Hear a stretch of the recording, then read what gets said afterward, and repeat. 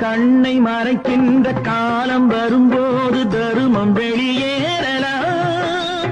தருமம் அரசாளும் தருணம் வரும்போது தவறு வெளியேறலாம். கண்ணை மறைக்கின்ற காலம் வரும்போது தருமம் வெளியேறலாம். தருமம் அரசாளும் தருணம் வரும்போது தவறு வெளியேறலாம். நல்லவர் லட்சியம் வெல்வது நிச்சயம். அண்ணா அன்று சொன்னார் என்றும் அதுதான் சத்தியம்.